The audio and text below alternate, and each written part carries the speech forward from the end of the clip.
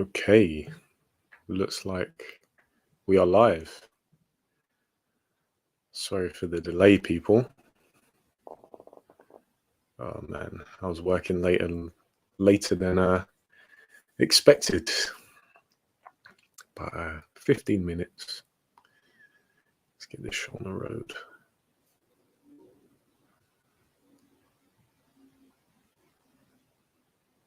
So for the people who watch this back, if you check not that there'll be many of you, but if you check the description of this video when it's uploaded, of course I will leave a link to where the talk actually starts, because I understand there's usually quite a gap between the start of the stream and when it actually livens up a bit.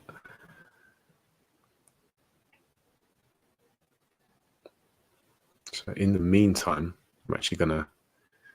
Oh, another person. That was quick. Who have we got? I don't actually think that I can see who's oh, 3 people. Oh, 3 people including me.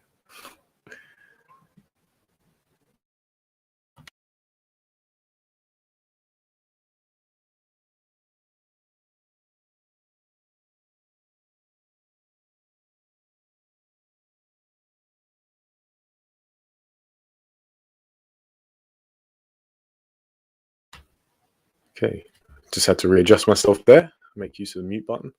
So, see, we got it. ATB Vids. I'm glad you could make it. Hope the journey home's going all right. Thoughts on Campbell Hatton? Where do I start with Campbell Hatton? And now I always, to have a long-winded answer, I always preface what I say. When I talk about prospects, I always say, I'm not a hater. Like, it takes guts, it takes balls to get in the ring and fight anyone at any level. But Campbell Hatton, whenever I've seen him, has looked absolutely appalling. He's looked shocking. And it's really, it's like, it's quite insane, because the quality of his technique is poor. It is, like, just objectively bad. But this guy has been on how many pay-per-views? And now I understand why.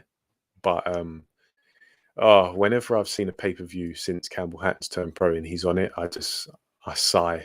I shake my head and I sigh, because yeah, I'm not a fan of Campbell Hatton. Not to say that I'm completely writing him off, but when it comes to, like, the Sun, you have like Conor Benn, Chris Eubank Jr., who we'll of course talk about. They're the sons of legends. And so you have Campbell Hatton, who's the son of a legend, but he's easily probably the worst son of a legendary fighter I've seen. Yeah, he's just not good. And when he fought on the Joshua Usyk undercard, I think he quite clearly lost that fight. Yeah, that was a robbery, in my opinion. And now it's always difficult with those shorter fights, but I believe that one was a 6-rounder, and I think that he lost that fight. He's got a long way to go to even get to British level. So yeah, not too complimentary, but hey, that's just my honest assessment. I wish him all the best, if he goes on to make a name for himself and be the dog's bollocks, and you can't hold it against him. But yeah, it actually brings me on to something, because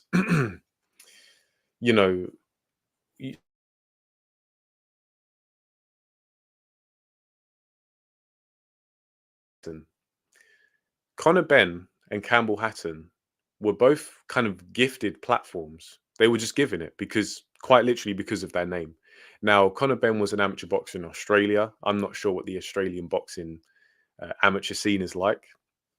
I think Campbell Hatton won an ABA, maybe, or was ABA done and dusted by the time he was around. But he was like a domestic level amateur. I don't even think he was an international amateur.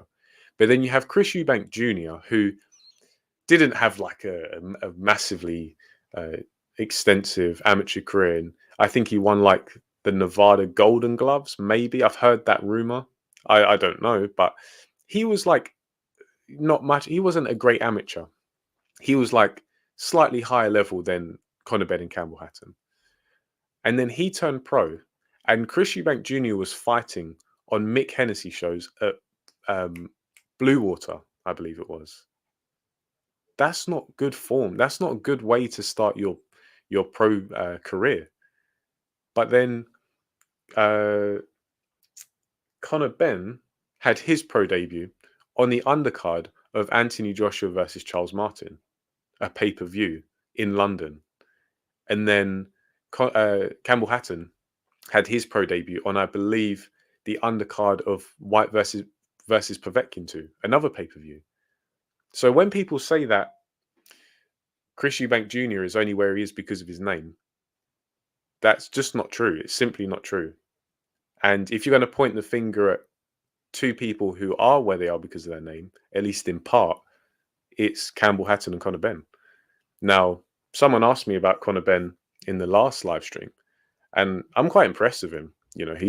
He's on a good, steady learning curve and an upward trajectory for sure. He just has to face better opposition. But yeah, going back to Campbell Hatton, his trajectory isn't as high, and I'd be very surprised if he even won a British title outright. Who knows what can happen? But yeah, it's I don't know how bright his future is. But thanks for the question, ATB. Glad you're here. I think I'm getting some warnings about my Wi-Fi. Well, I was before. I hope you guys can hear this and I haven't just been talking to myself the whole time. If someone could just put in the chat the other person who's here, if you could just give me a shout on how the quality is. But yeah, and bring the questions through. I actually, obviously this is a boxing channel, but feel free to ask what you want.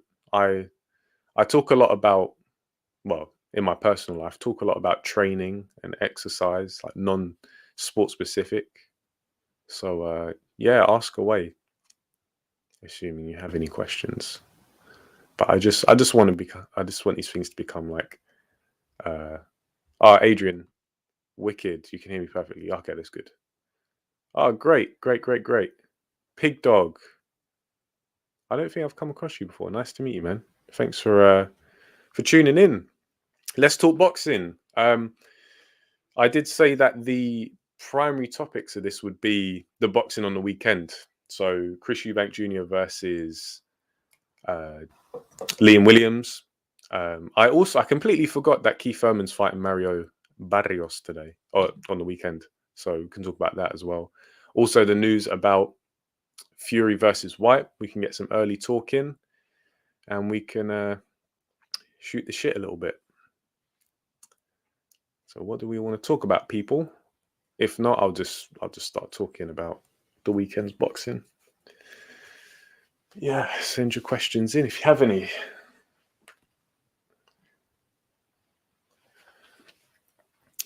What do we think about Chris Eubank Jr.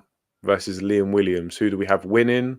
How do you think the fight goes? Same thing for Keith Thurman versus Barrios. What do you guys think? It's about you guys just as much as it is about me.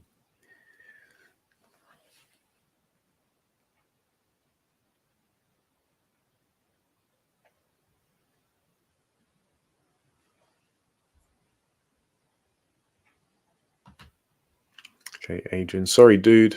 I'll be back in about 15 minutes. But do you think the Whyte Fury fight will happen? Hey, Adrian, no worries, man. We've got stuff to do. And you think points for Eubank? Okay, interesting. Well, let me just hide this for now. I'll address the... Do I think the Whyte Fury fight will happen? My first answer to that is I hope so. I sincerely hope so because it's a fight that I've wanted to see for a long time. But boxing is just such a strange sport.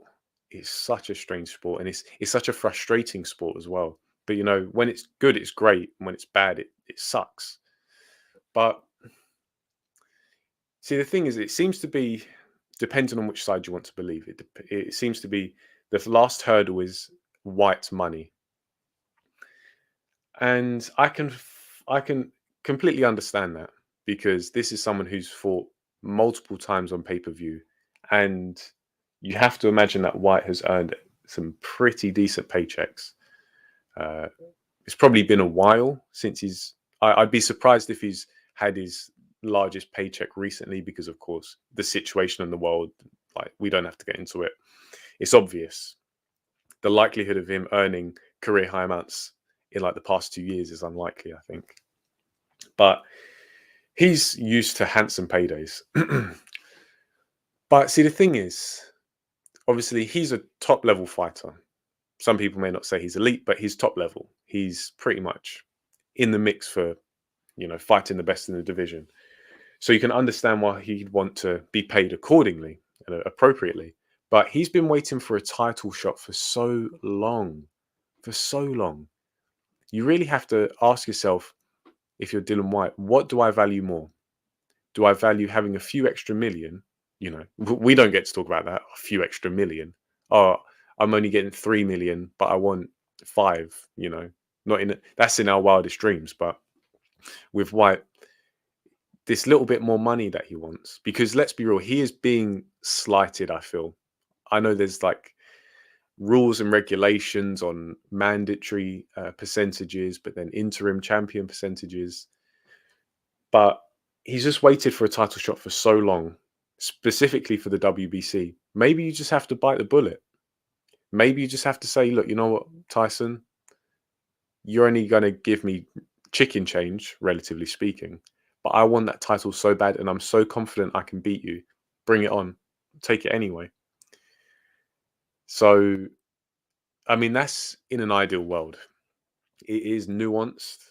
And maybe there are other obstacles to the fight. I don't know. But just as an outsider looking in, like, I obviously I have a bias because I really like the fight and I want to see the fight. But I'd say, you know what, Dylan, if you're that confident, just go for it. Just go for it. Because imagine then if he says, you know what, you're offering me chicken change, but I'm going to take it anyway. And imagine if Tyson Fury puts, like another barrier between the fight, theoretically speaking. That makes Tyson Fury look bad. And Dylan White, oh, yeah, you're going to offer me, you're going to lowball me, but I'm going to take it anyway because I'm that confident in beating you. That's a good look. And so, yeah, I don't know if it will happen, but I hope it does. It seems likely the other day, and there was news, there's going to be a press conference next week. But it's one of those fights where I'm not going to believe it's happening until I see both guys in the ring about to touch gloves and like the first bell goes. Right.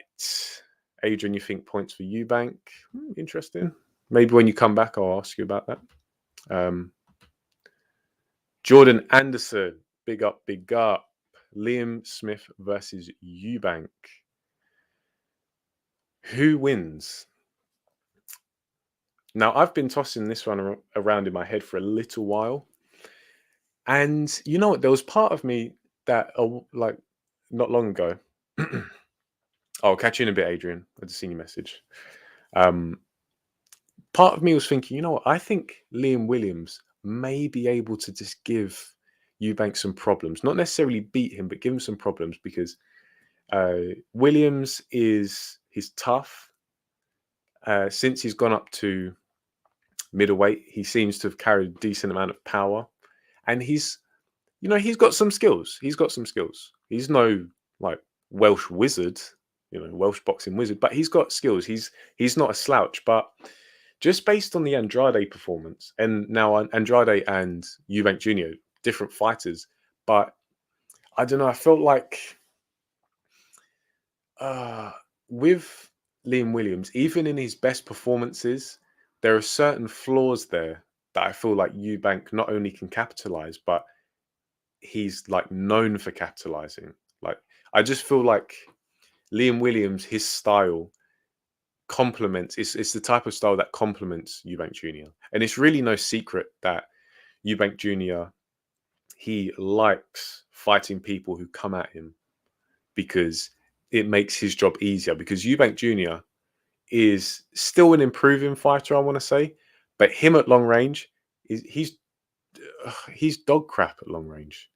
Like, and I know that's rich coming from me. I make little shit videos from my bedroom about boxing where Eubank Jr. is going out earning millions and maybe fighting for titles. I don't know, but he's an achiever and I'm just a witness who reports on it. But objectively speaking, he is not a good boxer at long range. He just isn't. And now he's still improving, so it's not like I'm damning him, but he's just not that good. But however, when you see him at mid and close range, formidable fighter. So if he gets there, it's shaky ground for a lot of people. It's a dangerous game. And I was actually talking to one of my friends after we finished work just now. We were walking together, asked him about it, and I said to him that when you think about it, Eubank Jr., his strengths are pretty great. They're quite formidable, but his weaknesses are absolutely terrible. And it's like a paradox. He's some formidable strength, but some absolutely gaping holes in his game. And it is his long range boxing. He's so static. He's so stiff. He doesn't really throw straight shots. I don't think he really actually understands boxing theory to even apply the technique that he has. That being said, though, I don't think Liam Williams offers that many barriers or problems at long range. So I actually, to give you a straightforward answer, I actually see Eubank Jr. knocking out Liam Williams after the halfway point, so maybe 8 rounds or afterwards. And I wouldn't be surprised if he knocks Liam Williams out cold. Because, I don't know, Williams, he got rattled quite a few times by Demetrius Andrade. Now, he still went to points, but I think Andrade doesn't necessarily put his punches together as well as Eubank Jr., at least with the hooks and uppercuts, whereas Andrade's straight shots are much, much better than Eubank Jr.'s. So, yeah, I'm pretty confident that Eubank Jr. will starch Liam Williams. Oh, I've just noticed Liam Smith. I mean, I can give you my opinion on Liam Smith too. I don't rate Liam Smith that highly. I think he's even more limited than Liam Williams, even though he beat him twice. I think money is more important than belts for Whyte. Maybe. Just to go back to Jordan, if you can put it in the chat, did you actually mean Liam Smith or did you mean Williams? But anyway, yeah, Pig Dog. I think, yeah, probably. And look, it's his prerogative. He's a professional fighter for his own reasons. If he wants money more than he wants belts, don't complain when you don't really fight for belts that often. You know, it's one of those things.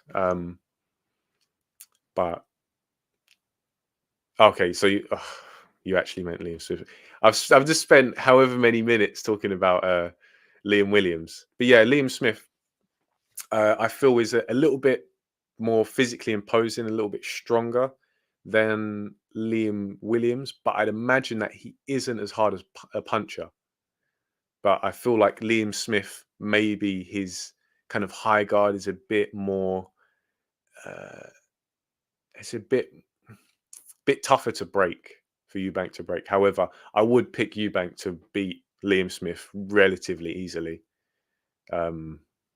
Yeah, I'd be pretty comfortable. I would not be betting on Liam Smith. I'd be very surprised if he beat Eubank. Yeah, look, Whyte's in a difficult position, but you know he needs to make an executive decision. To be honest, because the thing is, it's not like this is his first payday, and if he declines it, he's missing out, and he's never going to get payday again. He's been paid like he's probably a millionaire. I'd be very surprised if he wasn't. Not that I'm watching his pockets or I'm his financier or anything, but you have to imagine logistically, he's been on quite a few pay-per-views. Don't forget, he was on a pay-per-view with Anthony Joshua. They both had their first pay-per-view when they fought each other. And that um, AJ got like 3 million. How much did White get? For a British title fight, that was uh like that's good going. That's pretty much unheard of in boxing, especially British boxing.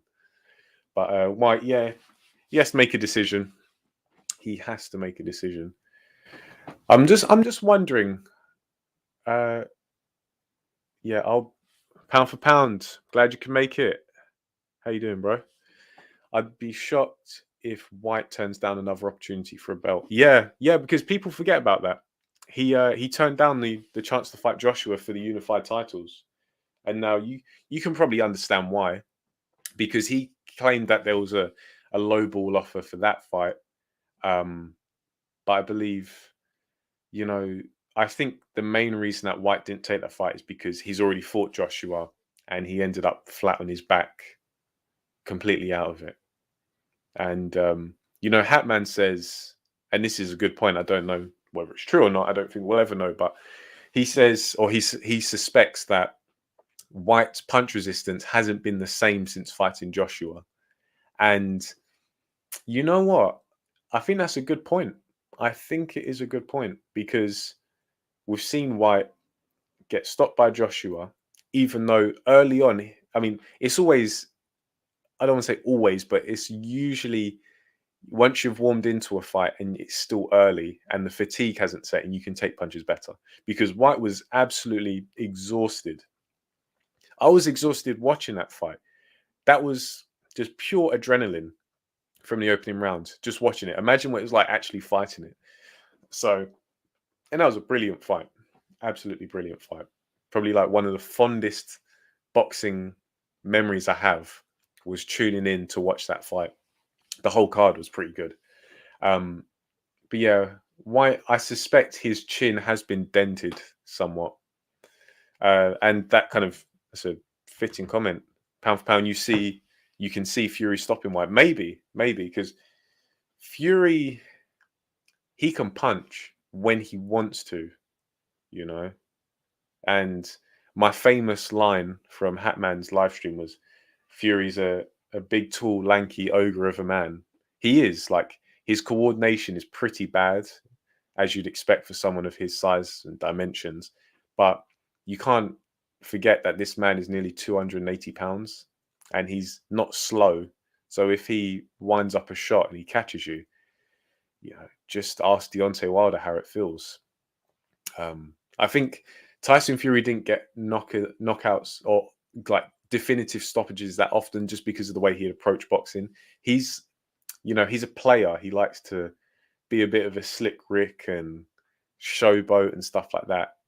And then if he can stop you at the end, maybe he'll go for it. But yeah, maybe he'd stop White because I don't think his conditioning is the best. I think White's training set up based on the training I've seen him do in the past, I don't think it's really optimized for boxing. He seems to really enjoy his heavy weight training. And look, heavy weight training has its place. This is a conversation I like to have a lot because boxing in its current form seems to be a one of two extremes where boxers either completely shun weight training of any kind or resistance training of any kind and just like they don't only avoid it but they also as I say, they shun it. They say it's bad, and if you do it, it's just inevitable that your boxing performance is going to suffer. But then on the other end of the spectrum, you have people like Anthony Joshua, who he just can't seem to like lay off the weights. He just loves it. He loves getting a pump on, loves deadlift, bench, squat, and it's like that just because your numbers go up in the gym, you don't necessarily become a better boxer. You may become a better athlete, which could potentially make you a better boxer, or at least improve your athletic base. Because boxing is a sport; it's a very unique sport, but it's still a sport. Um, So yeah, with the weight training, I think Dylan White, if Dylan White has a history of like shoulder issues. He dislocated his shoulder in the Joshua fight, had surgery. I'm not sure if he's had any other notable like flare-ups of it, but if you look at his posture, it's pretty indicative of it's the kind of posture you see when someone benches a lot and doesn't really have a lot of structural balance in their shoulder. So yeah, White and his coordination, there's a video of White. Um, there's a video of White in like 2011 or 2012, or from 2011, 2012, I should say. And he was lean, like he had abs, so he was a lot leaner than he is now, and his coordination was better of his feet, of his hands. Now he was just on the pads, going through the motions, but he was punching with power, he was punching with speed, and he was accurate as well, and he had better control of his body. I'm just wondering now, is his weight a bit beyond what it should be?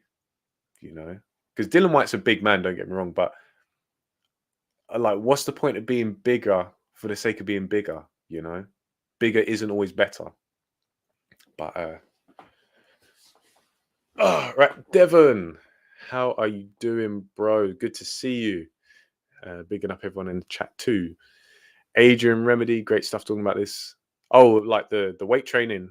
Well, I'm assuming that's what you're talking about. Yeah, because I say, like, I love boxing. Boxing is my first love, but I do love your standard gym training, athletic training, that kind of stuff. So I often come across people who are in those camps where they love weight training and don't believe they have to do anything else, or they do everything else and completely avoid weight training. It's a nuanced discussion. Dalmas, glad you could join us, bro. It's good to see you. Do you see Fury coming in lighter or heavier, or on the heavier side for the White matchup? Well, assuming it happens, you know what? I don't think Fury's weight is going to fluctuate too much. Just my opinion. I think, I think if he comes in into the White fight, I don't feel like Tyson Fury feels he has to come in too light, because uh, Dylan White is an imposing guy, but his footwork can be quite atrocious. I think, like, some people, they're just naturally uncoordinated, and I've just spoken about why I theorize that White, his coordination has gotten worse over the years. But as Pig Dog says, Fury is getting slow with age, and he can't keep on his toes the way like he used. Yeah, so the Kronk style has been a good move because it's not too movement heavy. I agree with you, Pig Dog, because Tyson Fury, let's not forget, has abused his body, totally abused it, and it wasn't what it was 4 years ago, and the thought of him making a comeback was pretty insane. He did it anyway and deserves credit, but that was after a good few years of him completely just trashing his body. So maybe Fury can't really come in any lighter. Maybe, or maybe he can come in lighter, but it severely drain him. Because if you look at the Tyson Fury, the version of Tyson Fury that fought Klitschko, he'd been relatively active and he'd been quite steady. He hadn't had any mental issues or emotional issues or anything like that. Not that high profile anyway. And he'd been somewhat active because he fought Derek Chisora in November of 2014. He fought Christian Hammer in February 2015, and then fought Klitschko in November 2015. So, yeah, I don't think Fury can get much lighter without sacrificing a lot. Does he have to come in that light for Dylan White? I don't think so. Just my opinion, though. Right, we've got a lot of comments. We've got, what, 15 people boxing on the edge. Yes, sir. Good to see you. Devon, I said hello. Mr. Relax, hello. Okay, we'll get this chat going. Where was I? Yeah, pound for pound, he looked lean in that picture of Fury. Mr. Relax. Any good fights on the Eubank Jr. Williams undercard? From what I've seen, no. It looks like complete dumpster fire. And you know what the biggest slap in the face was? A couple of weeks ago, or maybe it was like last week, Sky Sports Boxing on their YouTube channel, they said something like they were bigging up the undercards in like one of their community posts. And I was just thinking, what? Do you think we're stupid? Like, I don't even think the normiest of normie would look at that and say, that's a stellar undercard. I'm tuning into that. Because it's just not. It's bad. It's like, you know what? Let me get it up. Let me get it up. Go to the old box rec. Eubank Jr. versus Liam Williams. Now, I like that fight. I think it's a good fight. And it's not pay-per-view. So, you know, can you really complain that much? But so we got Clarissa Shields versus Emma Kozin for the undisputed female middleweight title. Does anybody want to see that? No. The only female boxer I'm really willing to watch is Savannah Marshall because she's got skills. She's got real skills. And but Clarissa Shields versus Emma Kozin, not for me. Samuel Antwi, 13-1 versus Connor Walker, 10-0-1. I don't know who either of these guys are, but that's for the English welterweight title. Yeah, not for me. Chris Jenkins, 22-4-3 versus Julius Ndongo, 23-4-0. Who wants to bet that Julius Ndongo gets stopped on a body shot? I think that's probably likely. Sorry, someone's just jumped in. Anto Taylor. Just found the channel, please. To be honest, I've never actually watched Sporting Icons' videos. I heard that he's got a bit of a reputation. No, I'm pretty unbiased. Thanks for tuning in, firstly. I have fighters I like, but I think people who know me will tell you that I'm not afraid to critique any fighter. So I rest assured, I'm pretty much as unbiased as I can physiologically and psychologically be. But yeah, back to the the undercard. Yeah, Julius Ndongo, he's been stopped multiple times, and he's coming off of two losses. Are they stoppage losses? I believe they are. Yeah. He lost to Hassan Mwakinyo in 4 rounds, and I believe Mwakinyo was the guy who stopped Sam Egginton, and before that he lost to Daniel Yalusinov. So, and that was in 2, so not great form. And Julius Ndongo is weird anyway. Like when he boxes, he looks like he's having a seizure, and he's weird, herky jerky, you know, as Tim Bradley likes to say. Reese Edwards, 11-0 versus Ruslan Burchuk, 13-13. Jeez, yeah.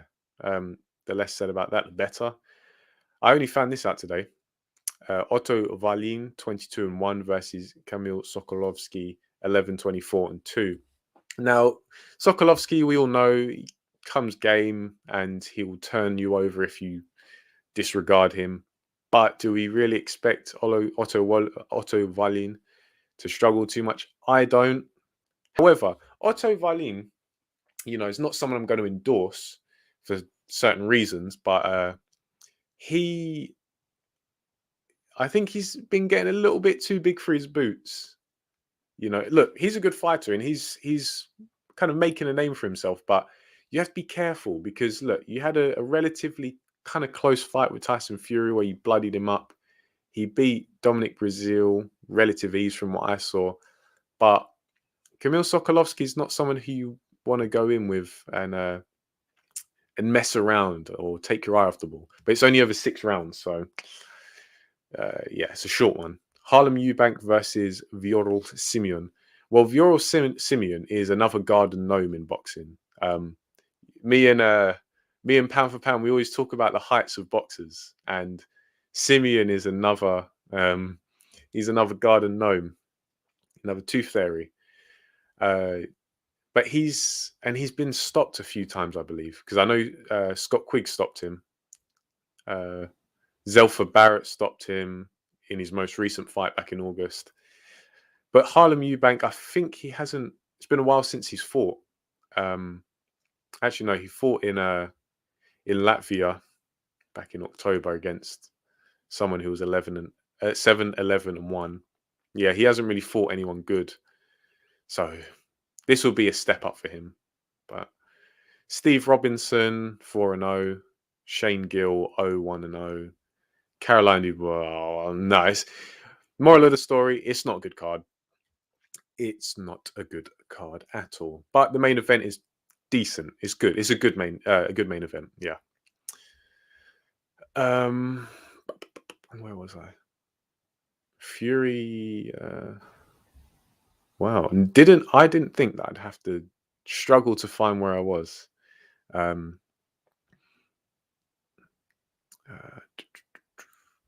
right. Yeah. Good to see you guys talking in the chat. You know, a lot of us are familiar with each other here. It's like a little meetup.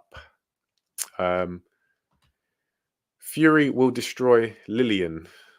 Oh, is he fighting a woman? I know you're talking about Dillian. Anto, I mean, that's fair enough. That's your opinion. Do you want to share why you think that? I'd be interested to hear. I think if we see the Fury that turned up in the Wilder 2 fight, that weight, etc., Whyte has a problem because Fury was alert and on his game then. Best Fury I've seen. Yeah, I agree. I said that in the last one. Fury in that second fight was on it. He was on it. He was very focused, and you notice how like Fury's never going to look great aesthetically, but he looked at like a good, healthy, strong weight where his reflexes were there. He had the power. His weight wasn't interfering with his technique or his biomechanics. So that was a very good version of Fury. But Fury's problem is mental. And I did the video a few months ago about how Fury's greatest weapon and his biggest weakness is his mind. Because psychologically, this man is really something else. He has just bags of confidence, and his fighting instinct, that's the term that I now use ad nauseum. His fighting instinct really is something to behold. The way he's just able to come out of sticky situations and bite down on his gum shield is really, it's up there with some of the best mentality you see. But that's when he's on top. When he's not, this man he's a bit of a mess, to be honest, and it will cost him. I know Fury fans don't want to hear it, but it's true. He's in a stacked division. He's got these problems and the wear and tear on his body. If he actually sets out to fight the best and prove himself to be the best, none of this like this Mayweather stuff where he doesn't have to fight him because he'll beat him anyway. That's BS. If you say stuff like that, you're not a boxing fan. You're a fanboy. That's just the long and the short of it. Fury, to prove he's the best, just like AJ, just like Usyk, just like all the other guys, if they want to prove they're the best, they have to fight each other. And whoever is the last man standing is the best. Not that I think is going to be anyone definitive, but yeah, Tyson Fury, I feel will lose sooner or later. That's not me praying for his downfall. That's just my objective assessment. But yeah, he was a very good version of Fury. Fury Whyte is going to be fireworks. I think so too. If it happens, Whyte has all makings for a big upset. No one's given Whyte a chance. People act like Fury's invincible. So it reminds me of AJ versus Ruiz 1. Yeah, indeed. A lot of people do think Fury's invincible, and I've just spoken about why he could lose. And maybe Fury is overlooking Whyte. I think if Tyson Fury is overlooking anyone, it's likely to be probably Anthony Joshua. And I feel that's because it's in the climate. So everyone's scrutinizing Joshua. He's kind of on the down and out. He doesn't know whether he's coming or going. So not only are his rivals maybe discounting him, but maybe he's like the boxing public certainly is. He's not the superstar that he once was. Not far off, but certainly it's in a bit of a trough right now. Going on a tangent talking about AJ and his profile. Adrian Remedy. I like watching Sandy Ryan, but I don't know if she has anyone to fight at her weight. Yeah, I'm not really clued up on women's boxing, but I do know who Sandy Ryan is. And I remember seeing her, first saw her back in 2017.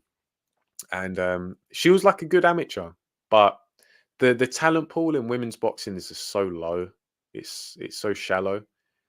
And yeah, that's why when I see someone like a Savannah Marshall, she's just like leagues, head and shoulders above the rest. She could still lose, don't get me wrong, but yeah, I don't know. Like women's boxing, if you're good, and I'll watch you, but it's just it's not really competitive, and the quality isn't there a lot of the time. But hey, look, shout out to the women trying to pave their way, I guess. No skin off my nose. Dylan is being quiet because he has a court case ongoing and he doesn't want to say anything which could harm it. Hey, maybe there's boxing. A lot of stuff goes on behind the scenes. A lot of stuff that you don't really find out until sometimes decades later. So maybe. It's a shame. I just hope the fight happens. But yeah. Matt Lamkin, where did you hear that? It'd be interesting to know your source if you can disclose it. Yeah, Otto Wallin on the undercard. Do you think he'll get turned over by Sokolovsky? I think WBC made a mistake pissing off Whyte. Whyte is going to bring all the raw beef, the spicy beef, and just think of Suleiman in the ring. You all one left hook and it's bloody num num for Tyson Fury. Hey, yeah, I can see Dylan Whyte winning. I certainly can. I feel like, am I predicting it? No, but I don't think this is going to be an easy fight for Tyson Fury. Whyte is a serious threat because Whyte has a lot of tools. He's got a lot of tools. Like everyone talks about the left hook, and it is his most prolific weapon, but he's got more than that. He's a wicked body puncher. When was the last time someone went to Tyson Fury's body? And now I know it's not just as simple as, oh, hit Tyson Fury to the body. You actually have to get there. You have to set up the punches. But maybe that'd be an interesting strategy. There's a lot of wear and tear on Tyson Fury. Probably doesn't have the energy levels that he once did. He's slick, yeah, but being slick, quote unquote, it's a good way to conserve energy because you're not necessarily that offensively minded. So you can kind of put your offense on the back burner, minimize your offense a little bit, and just focus on kind of giving different looks, just scoping your opponent out, minimizing their offense as well. And it does conserve your energy a bit more. So if Dylan Whyte was to invest in some body work, because he can land some sickening body shots, very impressive because he's got the levers for it. He's got very long arms, and the leverage he gets in is nasty. It's nasty. But also Dylan Whyte is very crafty. His feet leaves a lot to be desired, but his hands, the way he sets up his shots, and if you look at his poise when he's sharp, this is someone who's got some decent schooling. I'm not going to say that he's like got the best skills in heavyweight division, but his boxing IQ is nothing to be scoffed at. I'll say that. I hope Wallin gets smashed. Oh, Boxing on the Edge wants to see some Swedish blood. Hey, man, you never know what might happen. Kangaroo Jack. Okay, welcome to the stream, Kangaroo Jack. Good to have you here, buddy. Otto Wallin doesn't win that fight, in my opinion, just because he cut Tyson Fury. Everyone thinks, yeah, exactly. That's what I was getting at. He, don't get me wrong, he cut Tyson Fury with a good shot, bloodied him up, but you didn't win the fight. You didn't. Yeah, it was a workmanlike performance from Tyson Fury, but Otto Wallin, okay, you gave Tyson Fury a decent fight. I think it's because people expected so much less from Otto Wallin because they didn't know him. He's still got earned his stripes, So maybe he should not get too gassed. But hey, it's his career. He can talk smack if he wants. You just got to be able to back it up. Thomas Duffin, good to have you here, my friend. Whyte gets dropped with uppercuts a lot. Exactly. Well, that's what we were talking about earlier. Joshua sparked on an uppercut. Was the Parker fight an uppercut? I thought it was a short right hand when he knocked him down. Rivas, of course, knocked him down. That wasn't like the worst knockdown, but he went down nevertheless from a legitimate shot. But he recovered quite well from that one. Povetkin, of course. Oh, I remember I was sitting in my front room watching that fight live, having my Nando's, because it's a fight, you got to celebrate. 2020 was not the greatest year. It was a strange one. So to have a good fight like Whyte versus Povetkin, make the most of it. Order some food. I was, when something in boxing did, like a knockout happens and it's just so against the run of play, and you're kind of like, you're like stunned. That's how I felt. I felt stunned because it was just Povetkin slip, uppercut, and then Whyte was flat on his back. And because that was at Fight Camp, like the first season of Fight Camp back in August 2020, and it was just silent. It was so quiet, so you could hear the whole thing. It was just, and then before you know it, Whyte's on his back. So yeah, Whyte, I feel like, I agree with Hatman. I feel like his punch resistance has been dented. And the uppercut, look, sometimes people just have punches that they're vulnerable to, not in like a physiological sense, like, coming from underneath and hitting them on the chin rather than from the side. It's probably not that. Maybe it's just his positioning, his habits. It just leads to him to be vulnerable to uppercuts. And all of those guys can punch pretty well. Pugnacious Boxing agreed to Kangaroo. Okay. Oh, good to have you on the stream. Got a lot of new faces, and it's good. Welcome, guys. Welcome. Some colourful language in the chat. Pig Dog, yeah. You'd be foolish to sleep on Whyte. Especially, you have to imagine that if he gets that fight and he's like finally pins Fury down and gets a fight against him, he's going to go for it. You have to imagine. Dylan Whyte's not the kind of person to freeze on the big occasion. Pound for pound boxing, yeah. Furman versus Barrios. I haven't spoken about that one yet. What do you guys think about it? I completely forgot that it was on. Is it a good fight? You know what? It's not. I don't want to say it's a great fight, but it's going to be a good gauge of where Keith Thurman is, because Keith Thurman has been out in the wilderness for a long time now. He got some good momentum and good form in 2016 when he fought Sean Porter, then unified against Danny Garcia, then had a long hiatus, came back against Josecito Lopez, didn't look great, and then got pieced up by Manny Pacquiao. And so I believe this is Thurman's first fight since that. Is it? Let me double check. Because if it is, that's a long time, because that Manny Pacquiao fight was back in July 2019. Yeah, it was. So the last time Keith Thurman fought was July 2019. That's not good. So you can understand why he's coming in against someone like Mario Barrios, who I anticipate Keith Thurman will probably beat on points. I don't, and it sounds strange because Keith Thurman beating Barrios on points, whereas Tank Davis stopped Barrios. But I think on average, excuse me, I'm just readjusting myself. I think on average, Tank Davis is a better fighter and a better puncher than Keith Thurman. Keith Thurman can whack, but I don't think he sets his punches up as well. He's a little bit wild, so he doesn't land cleanly because he doesn't set it up with that much intelligence.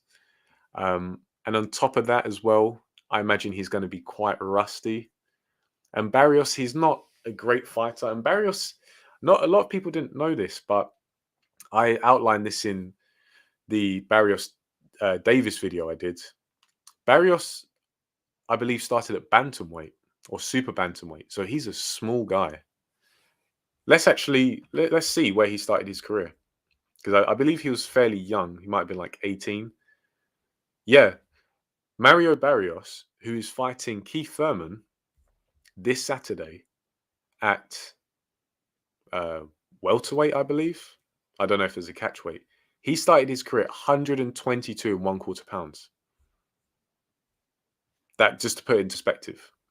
And he's not a great fighter. So I think Keith Thurman will win on points. Probably UD. But hey, maybe it's a good fight. If Keith Thurman loses to Barrios, that's not a good look. And maybe he should call it a day. But, I think it's a lot of people kind of tease him. But I think he probably was legitimately softened by marriage, and it happens sometimes. You get a good woman in your life and you start thinking about other things.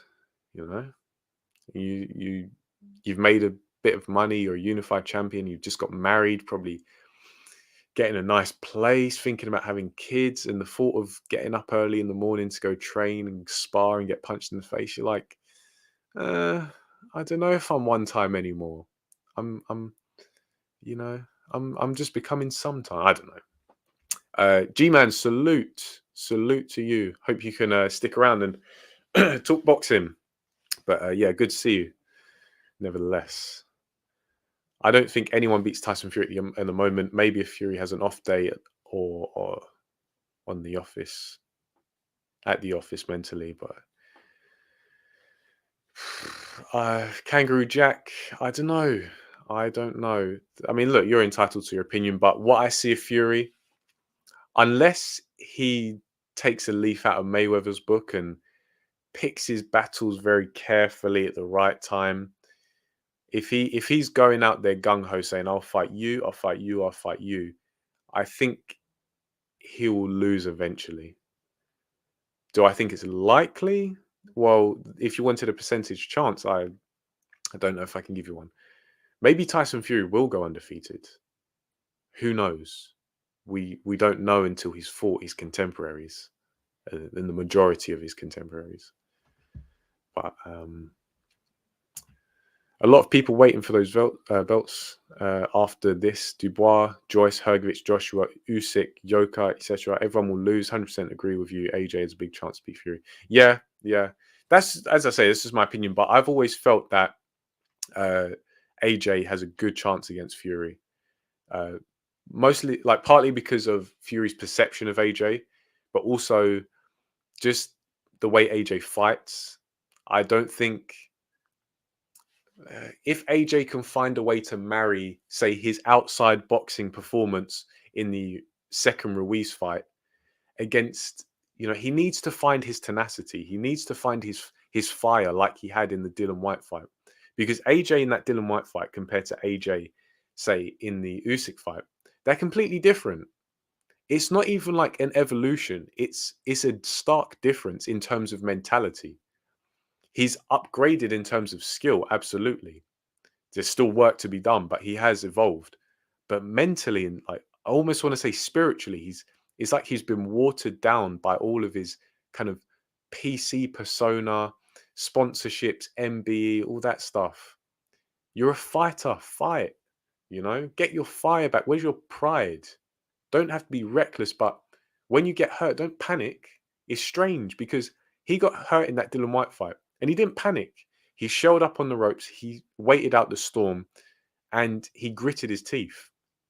Whereas in the Ruiz fight, and there's a story behind that, I'm sure, as to why he was the way he was in the first Ruiz fight. But AJ's just, his fire, his intensity seems a bit watered down, But I've spoken about that so much recently. It's getting kind of boring, to be honest. But who knows? Chris Andre in the house. How are you doing, bro? How are you doing? I agree with Matt. Without having actual info, I assume Dylan's keeping quiet too. Yeah, there might be something going on. All kinds of legal procedures and stuff. Oh, that's a murky world. A very murky world. Do you think Barrios has a reasonable chance against Furman? Maybe. Barrios has actually fought most of his career at welterweight up until his last few. Yeah, Barrios does seem to have that kind of frame where he can maybe explore different weight classes a bit easier. So, does he have a chance against Furman? Yeah, I'd say he's got a good chance. I'd say right now, without having studied any film of their recent fights, I'd say Barrios has a 30% chance. However, factoring in Thurman's inactivity, maybe his chance is a bit bigger, like a bit greater. But you do have to remember that Barrios is coming off of a stoppage loss. So how does that affect him? Because I don't believe he's been stopped previously. But it'll be interesting. It'll be interesting. How do you see Whyte beating Fury? Right. How am I going to do it? How am I going to address this one? So, with Whyte, I believe that, it's tough because it's tough. It really is tough. I think Whyte can't afford to get into a slower paced fight against Fury. I think what he has to do is take a leaf out of Deontay Wilder's book. Hear me out. Hear me out. Because if you watch the first fight against between Tyson Fury and Deontay Wilder, Tyson Fury was using and abusing the kind of fluttering double jab. And Deontay Wilder was able to time him quite nicely with a kind of right cross. It didn't look pretty. It wasn't great, but often you'd see Tyson Fury get, you can challenge Fury with the lead hand. You can jab with him. You can throw a cross with him. If Dillian Whyte is able to effectively get bait Tyson Fury's jab. So let's say, Whyte in his stance, he edges his head forward, loading that left side, and baits Tyson Fury in. Because if you look with Tyson Fury, often he's quite left hand dominant. So he sometimes just go for the flicking jab, might double it up, triple it up, or sometimes he goes for that. Well, in the second Wilder fight, he was going a lot for like the long looping left. And it's not power shot, and it looks ugly, but it serves a purpose because it knocks you kind of into the trajectory of I don't want to say chopping right hand, but a shorter right hand. He manipulates where your head is basically, which is the purpose of your setup shots. So if Whyte can if he can keep that idea in his mind, where if I get myself onto the front foot and load my left hook, maybe as Tyson Fury is attacking me with his left, I can catch him, because I don't think Tyson Fury is that. I don't think he's always that cognizant when he's jabbing or using his lead hand. I think there is some room for improvement there. On top of that, I don't know. It's tough because where is Whyte right now? We didn't really get to see too much of him against Povetkin. However, Whyte looked very explosive, and he looks like he was doing a good job of staying off of the center line after he threw his punches. But what he has to do is, I think Dillian Whyte should actually watch some of his the man he's named after Mike McCallum, the original body snatcher, because what McCallum did so well was he did a good job of not only neutralizing an opponent's jab. Like if you watch the Michael Watson fight, Michael Watson his jab was gone after a few rounds, and it was just consistent. I mean, Michael Watson, he waited too long, I want to say, because he'd carry on jabbing. Every time he's getting parried, slipped. And then he started to mix up with the right hand lead, but he didn't have enough layers to his game. Tyson Fury potentially has that same problem where he just relies on flicking out jabs and looping kind of set up left hooks. If Dillian Whyte can find a way of getting around that lead left, but then use that position that he moves into to maybe go for some body shots, I believe that pays off. I don't think we've seen Tyson Fury have to take too many body shots, so it's like a question mark there. But yeah, this is a tough question, and I feel like I'm rambling, but I'd have to really study them, like their most recent fights, to give you a good answer. Devon, I'm not predicting a Whyte victory, but I'm wishing for it. Whyte, for all his faults, would fight more active, and he's very exciting both in and out of the ring. After all these years, he deserves it. Yeah, if there's anyone who deserves a title shot, it is Dillian Whyte for sure, for sure, for sure. And I can understand what you mean about you wish for a Whyte victory. Because look, I'm going to be honest, like, I love an upset. Upsets are the most entertaining thing in boxing. Like, once you get over it, because sometimes, as I say, it stuns you. It's like, wow, like, what happened? But yeah, I can understand that, because Tyson Fury, he's a great fighter. He's an amazing fighter. You know, he wouldn't be where he is now if he wasn't a great fighter. But the Tyson Fury Roadshow and the Tyson Fury act does get a little bit tired. It gets a bit tired and tedious. And he talks a lot, but he doesn't fight. He doesn't always back it up. And look, Tyson Fury's unbeaten. Don't get me wrong, but you know, he's constantly prodding his rivals and doing this and saying this and that. But you know, sometimes his rivals, they're sticking their neck out in terms of performances. You know, like Joshua. Joshua is, as I say, like, he's a good fighter. He's a weird fighter, but he's a good fighter.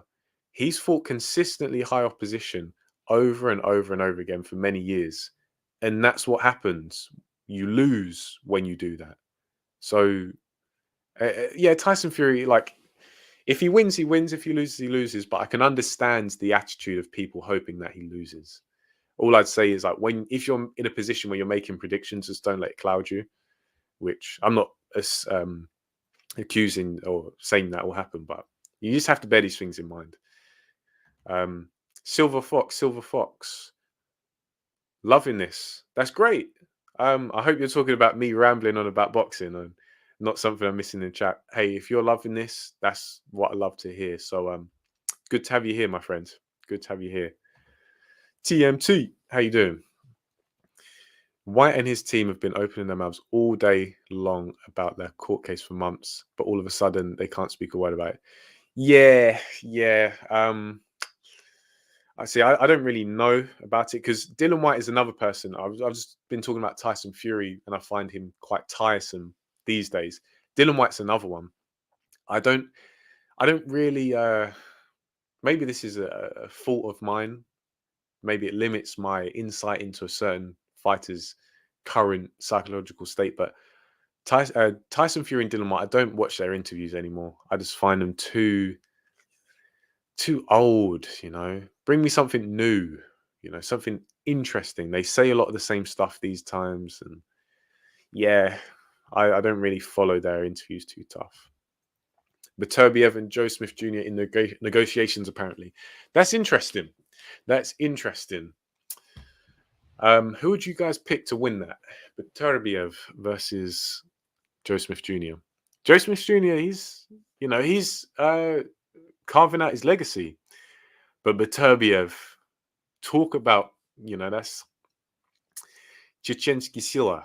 That is Chechen strength right there.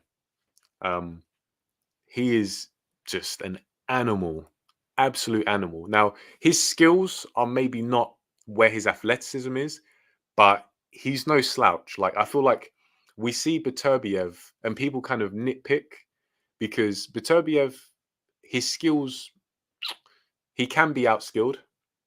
And when he doesn't do an Anthony Joshua. He takes the initiative and he's like, you know what? I can punch through a wall. Why am I gonna sit around patiently waiting for the final bell when I can dispense with this current tactic and try and steamroll you? And he tries, and a lot of the time he succeeds. Like, the way he broke down Marcus Brown was just brutal. And you saw the blood pouring from his head, and you're like, he kind of panicked initially, and then this is Beterbiev, and then he recentered, and he just like, all right, you made me bleed, I'm gonna make you bleed more. So yeah, gotta love Beterbiev. But Joe Smith, I feel that's a good fight. Good fight. Oh, you guys talking to each other. TMT in the house too always gives insightful boxing knowledge. Yeah, look, guys. Throw your assessment into the chat as well. Any fights you want. Rivas caught White with an uppercut. Yeah, it's a right uppercut he caught White with against the ropes. That Povetkin KO was brutal. Yeah, it was. Man, like I was questioning reality when that punch landed, because it's not often you see genuine one punch knockouts like that, which are completely against the run of play. Is it possible to see White trying to catch the jab with his backhand? Maybe. But see, the thing is, you have to articulate yourself in a way where you come off the center line. Because, and this is what I talk a lot about in my film studies, because and I feel like I talk about it so much, but it's such an important aspect of boxing technique, because there are a lot of sayings in boxing and a lot of them are true, but they only mean something when you piece them all together. And so a lot of people are taught you're in the most danger when you're during your own offense, because you're exposing yourself, you know. And so the rationale for or that is the rationale for using your jab, be it like your straight shots. You use faster, more direct shots that aren't powerful, but they're speed. There's a lot of velocity, but not so much force.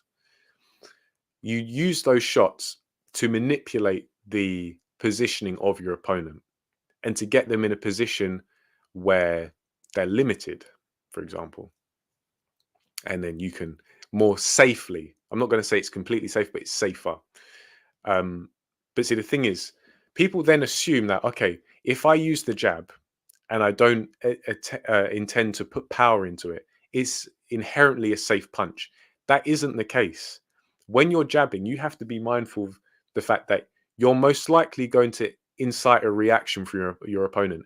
And some opponents train themselves, they drill countless hours of countering a jab. Mike Tyson made a career out of countering the jab. Now, he had so many different ways he could do it. He could slip to the inside of the jab and throw a left uppercut, a body shot, a left hook. He could go to the outside and kind of do like a bit of a leaping left hook, like Povetkin does sometimes. Sometimes Povetkin would slip to the outside of a left jab from an orthodox opponent and throw a left hook at the same time. It's a little bit kind of quirky the way it looks, but it's effective. You just have to be mindful of, like, you're going to be on the back foot after that, and your opponent may come back with a right hand. But or Tyson could slip to the outside right hand. Like, it wasn't often, but he could. And so if you just have it in your mind where, oh, as long as I jab, I'm going to be safe. Doesn't always work like that. And Tyson Fury may fall into that trap where we saw in the first Wilder fight. He could get timed with Wilder's kind of lead left cross, because Wilder would square up his shoulders, bringing the right glove forward to meet and control and parry Tyson Fury's jab, and he'd just turn over a nasty short left cross. And I think at one point it bloodied Tyson Fury's nose, but he just like wiped it away. So it's not a good look. So I think that would be a good place to start for White.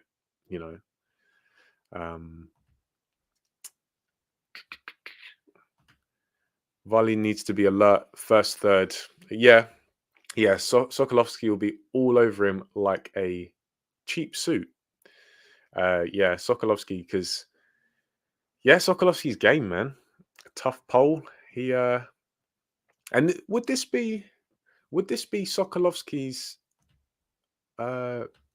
highest, like, most known opponent? I don't know if it would, but Otto Wallin, he's kind of up there. Let me check. Sokolovsky's fought so many times. Let me go through his. Where is he? Kozin Sokolovsky. So who's he lost to? Because he's fought a lot of people. Okay, Lucas Brown. He lost to Lucas Brown. Nick Webb, he beat Nick Webb and starched him. That's brutal. Nathan Gorman, David Price, Martin Bacoli, Tom Little. Okay, so you could say maybe that Otto Wallin, other than Dylan White, but the Dylan White fight was back in 2014, Wallin would be Sokolovsky's best opponent to date. And maybe, just maybe, Sokolovsky's bang up for it and is like, you know what? I need to get a stranglehold on this fight. Brent Meister General, shout out. White will try to rough Fury up. Well, yeah, I don't think he'd have to. You know, it's boxing. Rough up your opponent. It's a fight. You know. Yeah, he'd have to try to. Tyson Fury, you know, he's quite versatile. You know, like when you want to rough him up, he's quite slippery. When he wants to rough you up, he can impose himself. So White just has to do whatever he can to win. You know, that's probably the worst answer I could give, but it's true. Matt Lamkin, the Chinese heavyweight Zhang, yeah, Zhang, could be fighting Hergovich. I heard on Boxing Squared. Oh dear, Zhang, yeah, I'm not sure what to make of that guy. He's big, yeah. That's all I have to say on him. Yeah, Chinese. China's not renowned for its heavyweights. I don't think there was that one guy before him. I can't remember what his name was, and I think he legitimately had gigantism. He was enormous, and I think, was he being trained by Buddy McGirt? But he wasn't good. He wasn't good. But yeah, Zhang, kind of interesting, you know. I've been watching Dylan fights again, and I feel like when his career is over, we're going to look back at his best years under Mark Tibbs. Yeah, he was good under Mark Tibbs. I think Tibbs took Dylan White to another level. Maybe Dylan White can go even further, but yeah, I'm not sure what to make of White's new trainer. I'm not sure. I'm not sure what his experience is like. I'm not sure what his knowledge is like. But from Mark Tibbs, not to say that he was the perfect trainer and him and Dylan White were going to be unstoppable together, but Tibbs did he did a lot of good for White. And White's an intelligent fighter as well, so it was a good combination. Fury puts himself in danger when he sits on the ropes. Yeah, a lot of showboating. White must find a way to push him backwards. One way, the one going forward, has the tactical edge in this matchup. Yeah, I think. Yeah, I'd say Tyson Fury, he can go backwards, as you say, against the ropes, but he is quite slippery. But see, the thing is, what you'll see Tyson Fury do is he'll mostly cover up his body and move his head. He's quite confident in the way he can move his head. So what you can do, what I was taught, is if you have someone who utilizes a bit of a relaxed and low guard, don't be afraid to body up with them, because what you do is you close that space, but you also trap one of their hands. And so if someone's got like a low left hand, like Philly shell, quote unquote, you know, the bastardization of the Philly shell. Jeez, sounded like I was having some kind of fit there. But yeah, the contemporary version of the Philly shell. You can trap someone's arm. So if you trap their left arm, you have an idea of where that offense is going to come from if you then make space, assuming that you're not going to try and manipulate them, like, and maybe take an angle and stuff like that. So don't be afraid, if you're a Tyson Fury opponent, to be rough with him and control him. Because look, Tyson Fury's strong, but there's intelligent application of strength. You know, can you physically wrestle Tyson Fury into a vulnerable position? You know, a lot of people, when Tyson Fury is against the ropes, yeah, he's moving his head, but don't be afraid to get rough with the control. You know, get physical with the control and pin Tyson Fury down. You know, okay, if you, I don't know, throw a left hook or a dummy left hook and Tyson Fury rolls it, don't just bring it back to your guard. Use it as a way to kind of like usher Tyson Fury to where you want him, and then walk him into a punch or lead him into a punch and double the impact. Of course, it's easier said than done. But I don't really recall seeing anyone do that. You know, wrestle with Tyson Fury and control him and be physical with him. You don't have to do it for the whole 12 rounds, but when he's on the ropes and he's not really committed to offense and he just wants to showboat, make him pay for it. You know. Yeah, I was gutted when White left Tibbs. Yeah, it was a strange move why he did that. Maybe there's some kind of reason, but I don't know. But yeah, it was odd. I'm so far behind. Jeez. That's crazy. Right. I'm gonna man. Furman looks strange with the long hair. Yeah, Furman's I thought my hairline was bad. Keith Furman's hairline is terrible. Furman doing his best, David Hay. Yeah, that's kind of a good point. He has a very I remember the old Keith Furman who would talk trash and genuinely believe that he could spark out anyone. Seems like marriage diluted that, maybe. But yeah.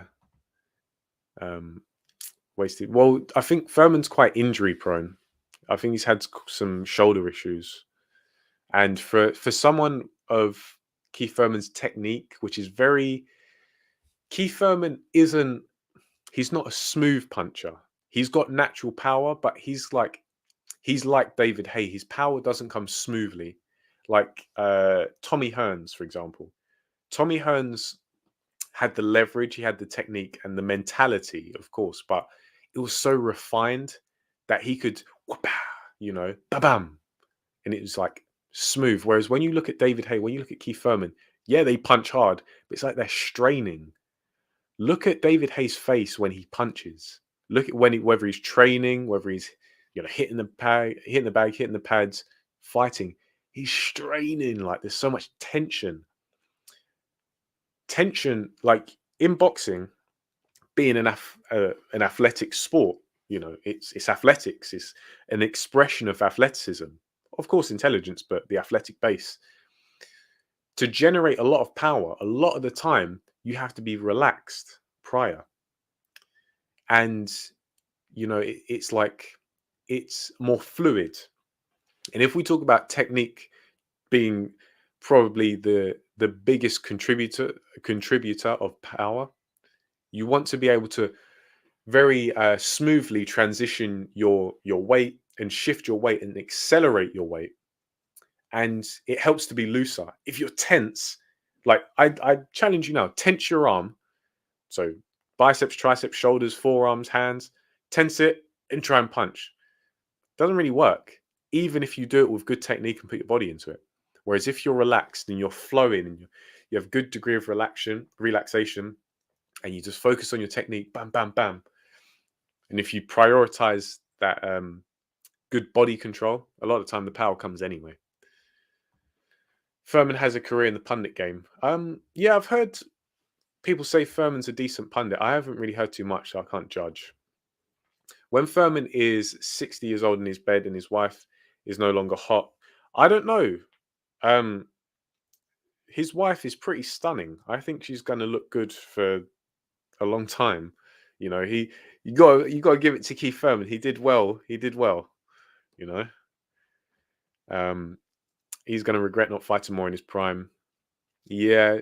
Look, Keith Furman. Yeah, maybe he will. He's a unified champion, but is he going to be recognized as being one of the best in the welterweight history? Probably not.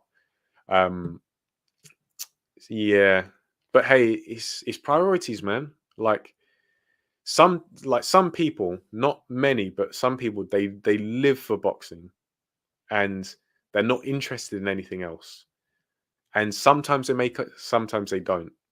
And then on the flip side, sometimes you have people who have immense talent and ability, but they don't really boxing. I'll take it, leave it. I'll have a few fights up until a certain point, but it's interesting, People have different desires in life, Punch perfect boxing. Salute. Good to have you here, man. I hope you're saluting me and not anyone else. Otherwise, I'd make myself look like a right fool. But yeah, good to have you here, nevertheless. TMC, Joshua 32. He's 32, 33 now. I don't know from where you find new mental resource. Yeah, it's a weird one. It's a weird one. It's a very tough situation for AJ. So if he comes through it and manages to kind of get some decent form, you have to give him credit because he's in a sticky situation right now. Yeah, exactly. Yeah, with the long left hook, it looks like a slap, but it's because it's not power shot, and it steadies your head and he lines you up. Tees off. Thoroughly enjoying this live video. Leon Figures. Well, I'm thoroughly enjoying the company of all of you, and I'm glad that you're all tuning in. So thank you for giving up your time and being here. Going to go for a little bit longer, seeing as we started late. Beterbiev versus Calzaghe at 175 would have been a tear up. Yeah, certainly would. Beterbiev versus Slappy Joe. I don't know if the offense of Calzaghe would be enough, but I think he was quite wily, and a very good athlete was Calzaghe. Very good athlete. How would you rate Whyte's overhand? Do you have some tactical info about it?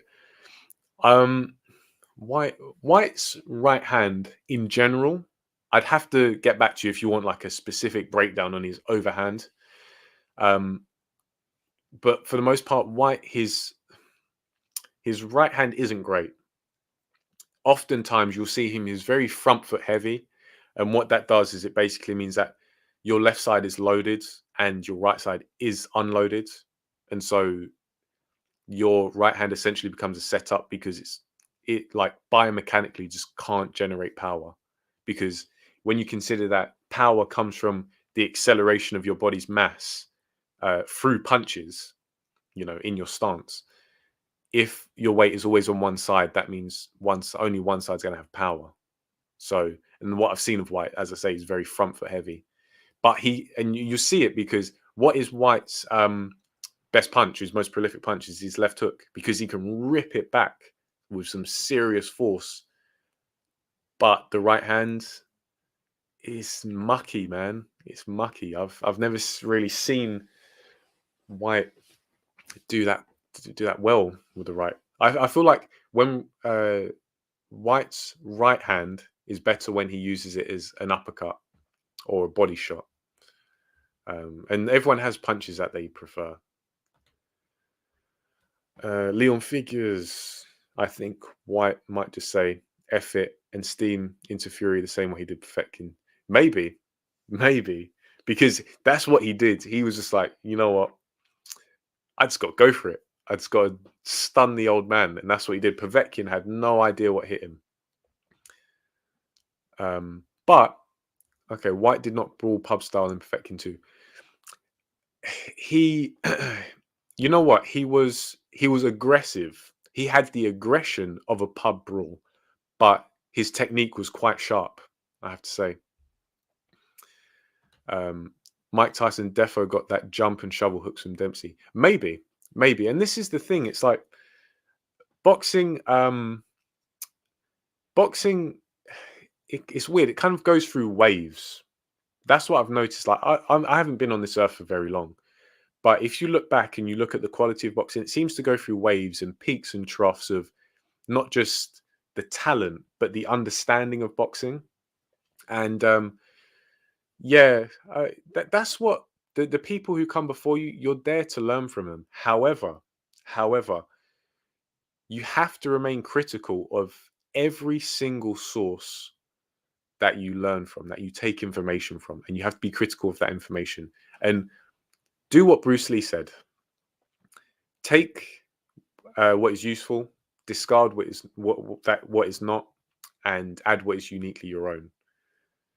There are certain things in boxing, certain principles, I want to say, that are kind of the gold standard that you probably can't afford to discount purely because they are biomechanical in nature. And so, like, for example, power punching. You can have a poor punching technique, but be a hard puncher, but the likelihood of that power you have decreasing as your technique gets better is very low. Typically, the better the technique, the better the power when you have a true understanding of the fundamentals. A little bit of a convoluted way of me saying that, but yeah, it's always good to learn from the past. Just be critical and don't just believe people who talk to you. Like, there are a lot of coaches, and I say a lot of coaches, who have been coaches for decades and have coached a lot of fighters, but they know absolutely sweet FA about boxing. And that's not me being disrespectful. That's just the truth. They don't know a lot about boxing. And somehow they've been coaches for 10, 20, 30, maybe even more years. Keith Thurman ain't knocked out a welterweight. Yeah, I was thinking that. When was Keith Thurman's last knockout?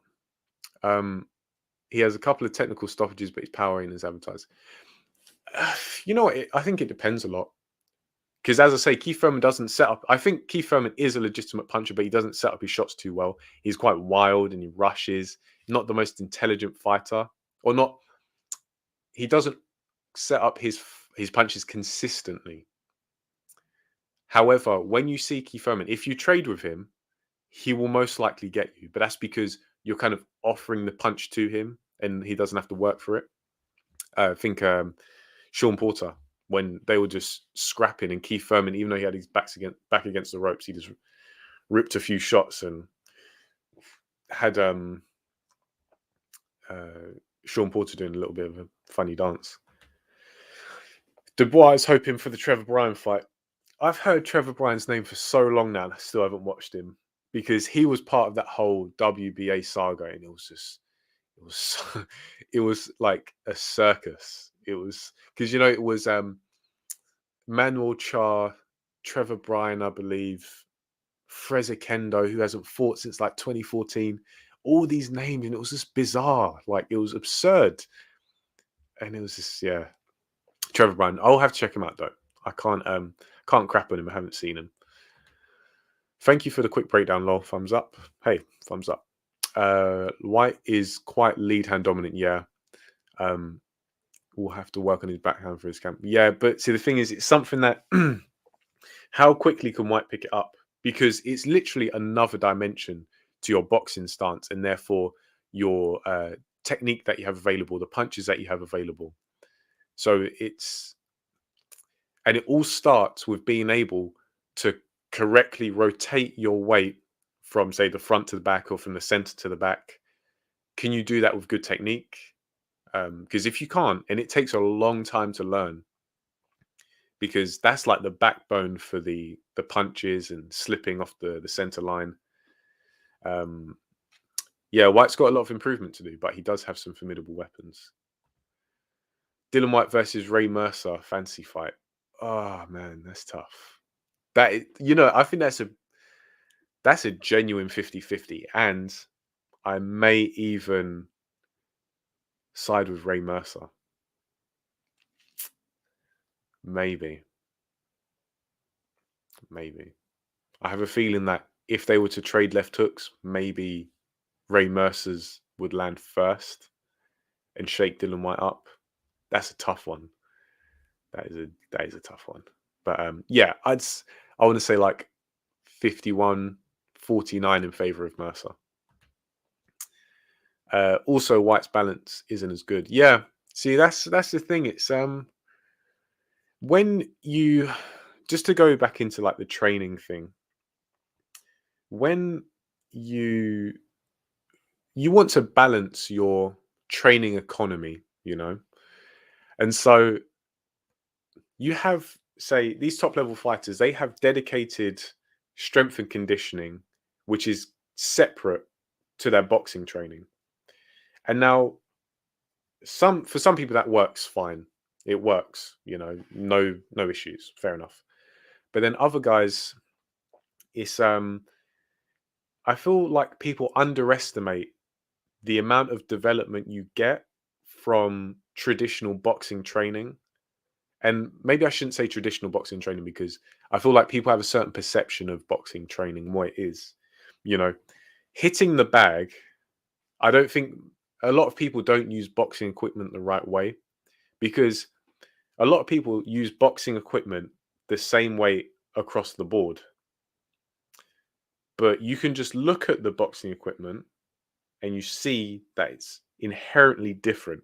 Look at the heavy bag in comparison to the double M bag, in comparison to your trainer doing pads, in comparison to the speed bag. They all have quite a unique um, reason, like,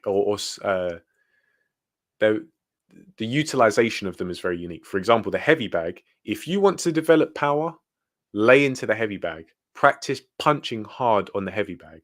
It's heavy for a reason, so you can practice accelerating a shit ton of weight into it, and um, practice that technique over and over and over again without the bag moving away and stuff like that. And then from there, you can start to move around the bag. It's a big target, so you can use it to develop that coordination, because you're doing unfamiliar gross movements. So you have a big target and you can lay into it and you can focus on different parts of it. But then if you go to onto the pads, you start to see that, okay, I imagine that most of you guys have done pads. When your trainer takes you on pads, when he wants you to throw a lead hook, whether it's a lead left hook or a lead right hook if you're a southpaw, where does he hold it? He holds it in a certain position where the pad is in the sweet spot of the trajectory of that particular punch. So what does that do? That trains you to throw certain punches when your opponent is in certain positions, and we don't think about it like that. But and this is what I mean, because we don't think about it like that, we don't it's quite rare to see people use these bits of equipment in the way they were designed to be used. So if you guys are going to do pads, just be mindful of it. When your coach gets you to throw a right hand, where is he throwing it? So a lot of the time it's going to be, if you're two orthodoxies, he's going to be leaning back, getting you to, there's a lot of distance in between your right hand and the pad. So you can really extend yourself, accelerate that weight and get a lot of power. But does that technique that you're drilling on the pads carry over into your sparring? A lot of the time it doesn't. A lot of time people just hit pads for the sake of hitting pads. They hit the bag for the sake of hitting the bag. So yeah, start using, if you guys train, just be mindful of how you use the equipment, and you'll probably start to see that it develops your technique and your athleticism a lot more. Because if you're like, when I was boxing, I was a pretty small guy. Like, I stayed at 67 kilos for a long time, but I was obsessed. I hated the thought of having punches that weren't hard. I felt like I was vulnerable. So every punch, I just rip into the bag, refine technique every day, every day, every day. If I wasn't hitting the bag, I was shadowboxing. And so a 200-pound bag, after a while, it starts to get relatively easy to move around. Just like weight training. If you progressively build up to it, obviously there's differences, but think of the bag as a weight. If you start off and you're hitting the bag as hard as you can, it doesn't move. But then after a few months, you hit the heavy bag that's the same weight and it flies all over the place. You got stronger, you got more powerful, your technique got better, you developed. And this is probably a no-brainer, but yeah, you want to think about how appropriate is your training. Whyte's balance probably isn't good because naturally he's quite gangly. Like, his limb to torso ratio is just up the wazoo. It's bizarre. His arms are freakishly long, and I'm sure his legs are too. So that can affect his balance. But yeah, like, if you're not used to training, like, there are certain coaches on YouTube who have a lot of subscribers, and I'm not going to shit talk them, but they say stuff like, oh, if you do this technique, like, say they disagree with my uh, advice for power punching, about how you want to come from one side of the center line to the other, and you really want to have quite distinct and aggressive acceleration of your weight off of the center line, whereas they say that you should stay on the center line like if you're in your stance, the center line's going right through the middle of your head, and all your offense works with there. I think that's stupid because biomechanically it doesn't make sense, and strategically it doesn't make sense because your head's not a moving target. But they say that, oh, because if you stray off of the center line as you're punching, you lose your balance. Well, that's right, yeah. If you don't drill that technique over and over and over and over again. But if you do, you learn to become strong in those positions with that technique. You become stable, you get better balance, and more importantly, you learn how to work out of them. So, yeah, a little bit of a rant, but you know me, I can talk boxing for ages. I'm probably going to go for like another 5 minutes and round it off for like an hour 40. But thoughts on Muhammad Ali's grandson? I haven't actually seen him, to be fair. I will have to watch. But see, I'm a busy guy these days. You know, I'm no hotshot, but you know, I've got a lot to do. I mean, I was even late to start this live stream today, so it just goes to show you. But yeah, there are plenty of guys I have to look at. Jordan, have you seen him? If so, what's your assessment? Is he worth watching? Does he look like he's going to be hot shit, or is he going to be hot shit? You know, they can be good or bad. Let me know. Whyte was passive in Povetkin 1, moving little. Yeah, see, Whyte was very measured in the first fight. He was doing just enough, and it was good because he knocked Povetkin down like what 2-3 times. Very sharp on the counter. Yeah, Whyte likes a catch and counter. He does it quite well. Whether he catches a left hook and turns a left hook over with whether he catches a left hook with his right arm, right block, and then turns a left hook over, or with the same arm, like block left, punch left. Yeah, he does that work quite well. It worked until Povetkin fainted instead of. Well, see, that's the thing. If you look at Whyte when he gets caught with that lead uppercut, he Whyte's on the front foot. He's too heavy on the front foot. And therefore, that left uppercut that Povetkin throws with pretty good technique, it just slots right in. Because once again, if you go back to the pads, when your coach gets you to throw a left uppercut, he'll most likely hold it to like the left side of his body, which kind of mimics a fighter being heavy on the front foot. And that's where Whyte was, and he just got clocked and flattened. So, yeah, Whyte, he just made a mistake, you know. His development, or his lack of development in that area provided Povetkin with an opportunity, and best believe he took it. So, wow, this nearly hour and 40. How are we doing, guys? We've got 2 minutes left. Any more questions? Anything else you want to talk about? For those who don't know, I'm going to do a video, but I'm picking Chris Eubank Jr. to stop Williams. Probably knock him out cold. Maybe I wouldn't be surprised. Thurman, I think, will win on points, but may look rusty, which isn't going to be a good look, seeing as Barrios is so much smaller. But I'll probably do videos on those fights anyway in the next couple of days. But no, this has been fun. Thank you guys for tuning in. It means a lot. Truly means a lot, because you know, you guys, you got stuff to do. We all do, and you've chosen to give up your evening and spend it with me. So, big respect to you all, and as I said, greatly appreciate it. Coming up to the final minute, TMT. Thank you for tuning in once again. It's good, you know, we've got some community here. You know, it's always fun to talk boxing. Hour and 40 minutes has just flown by. But yeah, I'm gonna call it time at 1 hour 40. I don't know if you can see the timer, but it's about 45 seconds. Any more questions? Anything else? AK, unlucky. But look, I did a live stream last week, so it'll be a regular thing. If you guys want it, it's a regular thing because I enjoy it. So AK, don't worry, there'll be another one soon, and you can always watch this back too. Jordan Johnson, appreciate your channel, bro. I appreciate you even more, man. Thanks for tuning in, and it's good to have back and forth. I've enjoyed it. So if you guys, I don't know who subscribed, who hasn't subscribed, but if you haven't subscribed, you know what to do. You know what to do. But thank you guys, all of you, Devon, the Boxing Brotherhood, all of you, Jordan, Matt, thank you guys.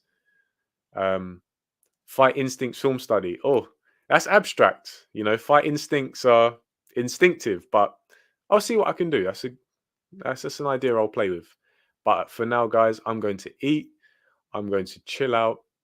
And thank you once again.